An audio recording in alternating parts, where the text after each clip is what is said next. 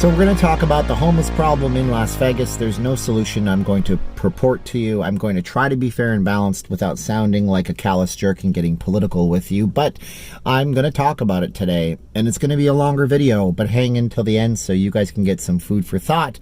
The video starts now. It's in a car. It's not very high energy because these are things that are hard to talk about. So stats and facts and figures are here. It shows where Nevada sits and where Las Vegas sits in terms of homelessness across all the 50 states plus the territory of Washington, D.C. Vegas itself is 7th on the list of homeless cities.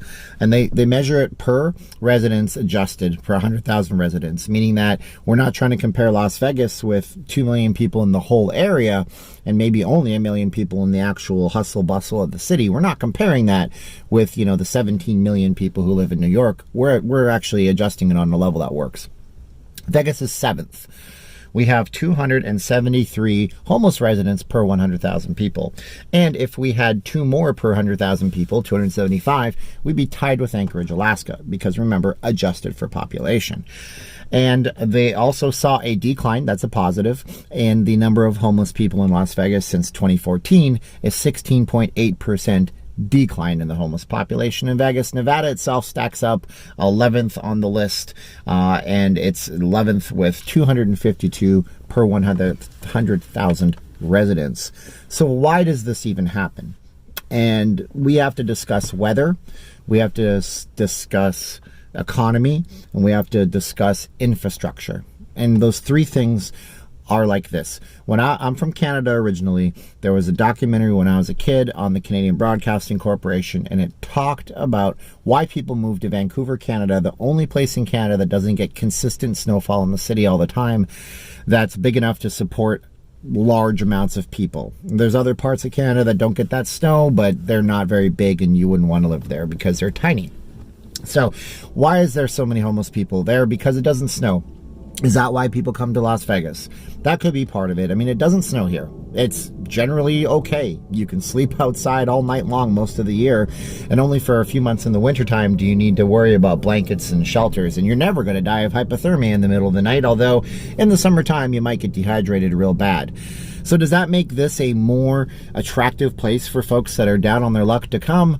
That plus the fact that, you know, we are centrally located in the Southwest. We're only a few hours away from California. It's a cheap Greyhound bus ride to get here. That could be part of it. It could be part of it the fact that there are so many tourists in Las Vegas and there's so much wealth and so much money coming into the city in the last 25 years or so. Yes, the economy suffered a bit, but we're getting back to where we were, it seems. And so that could be part of it too. People say, well, I'm going to go there for opportunity. And they come out here and they realize that it's a hustle and it's a grind. And, you know, that could be part of the issue. I don't know. But then we also have to talk about how people are trying to deal with it. And this is the scary part. The city of Las Vegas, I mean, we're famously known when Oscar Goodman, our last mayor, who did a lot of great things for the city, but also said crazy things like we should make it illegal to feed a homeless person. And then now the new ordinance is that they're going to make it illegal for homeless people to sleep outside. And I can understand the logic and the reasoning. And the logic and the reasoning is that if you think it's easy to come here and be homeless, you're going to find out that you just can't sleep anywhere. We're going to put you in jail if you do all those things. So they figure that if they make it harder for people to get by out here if they're homeless, maybe they'll try to go somewhere else. That is not probably the right solution under any circumstances, but there are some bigger overall problems that have helped cities with homelessness too. When you go out to other places that have improved, they've focused on mental health issues because that's a big one. Some people's brains don't fire and function correctly. I know that it's tough for people because that kind of stuff runs in my family. And if a person doesn't have, you know, the $2 worth of pills they need under a generic prescription every month, they're not going to get by when their brain's misfiring. They can't get jobs, they can't manage their life, and they're thrown into homelessness. We're on the Strip doing our timeshare thing, and there's a guy that he just screams and yells with schizophrenia, but he's the nicest guy you'll ever meet. One time my buddy, who's really charitable, gave him a $20 bill that he won in the casino, and the guy, then the homeless screaming guy, gave it to somebody else who needed it more than him. These people are highly functioning on some level, but they just have mental health issues. So maybe approach their mental health issues. Maybe try to make that right for people, so then they can get their brains straight, so then they can get settled through some kind of an agency that might exist, and then they can fall into a routine, and they can get a job, and they can not be homeless. I know that's what happened with somebody in my family. She was told that she was done, broken. Here's some government money. Canadian people, they get lots of government money. They're on permanent disability when they're 25. But she fought back, and she said, I'm going to go and work on myself. And now she's an artist with a degree in some kind of nutritional thing, and she writes books. So there is that possibility to fix that. But it's a really tough thing. I mean, you know, what do you do, right? Well, the good things you can do is you can donate to local charities and places that'll help them. Because if you just hand somebody who's not right, not functioning, and not able to cope with life money, a lot of the times they spend it in very inappropriate places so they can deal with it by coping, by putting substances into their body that makes reality go away for a little bit. That's called getting high. They get high with it.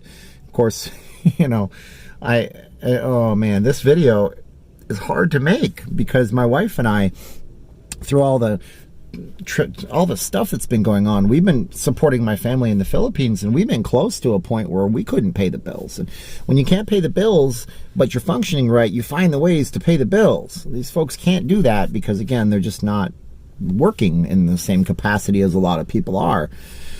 And I could make another 15 minutes about how addiction is a vicious cycle, and we need programs for that. But I'm not here to spend other people's money. I'm not here to spend your money or her money. I'm here to just offer up my opinions, and then you guys can make an idea about what that could be on your own. And so yeah, there are things you can do to help. You can give to homeless agencies. You can donate your old quilts and comforters to the Catholic charities that house these folks, because they're always looking for that kind of stuff. You know, you can always buy somebody that you see food on the street. I wouldn't give them cash directly, but ask them if they're hungry. Walk into the McDonald's, use a coupon on your smartphone and get a free burger for them. It doesn't cost you any money to do that. Heck, you can walk right up to the manager at McDonald's after you put in your order and say, hey, there's a really hungry looking homeless person outside. Can I get some free food? And believe it or not, I've done it a couple of times. They will give you free food. You just got to do that kind of stuff. And give to food banks, do all that kind of stuff. Food banks like cash a lot more than they like actual food, because then they can purchase what they really need instead of having a million cans of baby corn or something like that they're never going to use. So it's a tough video to make today. It's a long video to make today. If you're still hanging in there and you want to support the channel and you're coming to Vegas, check out the link description below where you can use the vegas.com link to book your rooms and save up to 50% on everything in Las Vegas.